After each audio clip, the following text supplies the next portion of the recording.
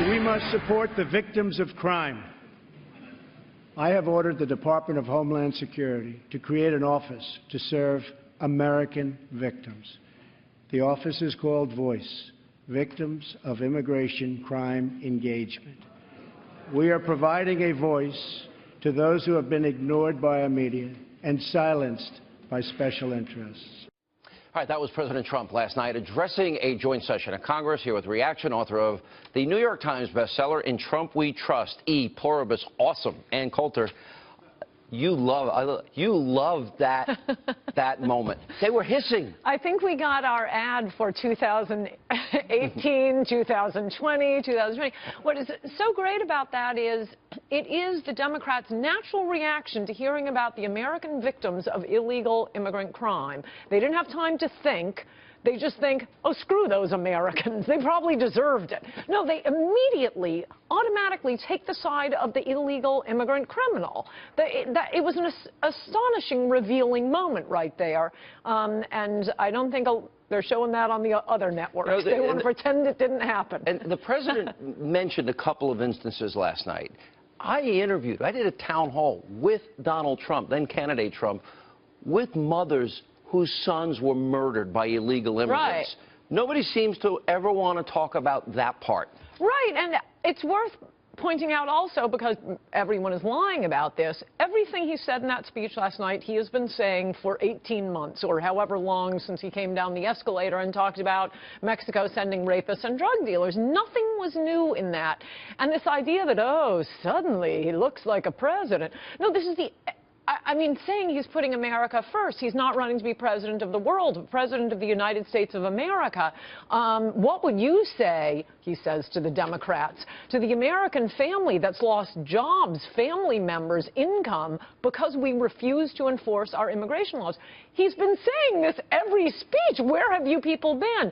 And the idea that they used to say this, what kind of State of the Union address will he give if he's sending out tweets like this? Well, come on, everybody knows you speak differently to your boss than you do to your child than you do to your mother. I always knew, I mean, he's a billionaire. He knows how to behave. It was the same message he has been giving all along, but delivered in a proper State of the Union format, and nobody else in that room, not Republicans or Democrats, could have given that speech. Maybe earlier in the campaign, because it was so new, I didn't know how it would work out. I'm now the biggest fan of him tweeting. He actually had a great line. It's like owning your own newspaper. Yes. And if you have as many followers as him, he's getting more people reading his, quote, columns than any newspaper or any major group of newspapers combined. And it drives the left crazy. I see them over on MSNBC saying, well, we took a poll, and, you know, most people out in America say he shouldn't tweet so much. Yeah, okay, you checked in the newsroom. I bet you don't want him to tweet so much. But, yeah, he can punch back through Twitter.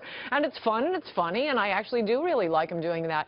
But that speech last night, I mean, there were so many revealing moments. As you say, the Democrats sitting on their hands when he says we're going to stop drugs from coming into the country, when he says we're bringing 10,000 jobs back, and they're sitting scowling, and those women in white, those big sows, the most exercise they've gotten, they finally figure out, oh, we've got to stand for this. It's like Pilates for them. That speech was fabulous. Amazing. And they're not showing it on the other networks. I'm glad you're showing lots of clips from it, because I was watching it thinking, what are they going to say about this? I mean, every line was a home run. So they're just not showing it. This is what they did throughout the campaign. He would give a blockbuster speech, like a speech in Phoenix, and their position is to just say, trust us, America, you don't want to see it. It was dark. It was awful. And that's what we keep getting. Look, there was nothing new here. It was a beautiful speech. He loves America. No one else could give this speech. One little tip for the media. Stop asking him if he's softening on immigration. He's not. He's him. All these rumors keep coming from reporters. Yeah. It's the damnedest thing, because he's been very clear about how immigration, the new lodestar of our immigration policy, will be the interests of the people who already live here. Very clear point. How many different ways does he have to say it? And yet they just can't stop asking. You worried? Look at it from the perspective of the poor illegal. No, we're looking at it from the perspective of the poor Americans. In Congress? Oh, yeah. Me too. Yeah, there's only one senator who is desperately trying to become my favorite senator, Senator Tom Cotton. And actually, there are a fair number of House members, but no, those guys need Freedom to be Caucus. knocked around. I think so, though I'm not even sure. I mean, I don't know that many House members, but there seem to be a few good ones. But as I wrote last week, stop imitating Reagan and start imitating Donald Trump right now. Yeah, and they would be good for them politically, and the country gets turned around, and our place in the world gets restored. I think they may end up getting some Trumpian primary challengers. And I think you're right. You know I've always been against primary challenges to save seats. No, I think we might want to open it up if they don't. Step up. Yeah. All right. Ann Coulter, good to see you. Thank you. Good to see you. Up next, President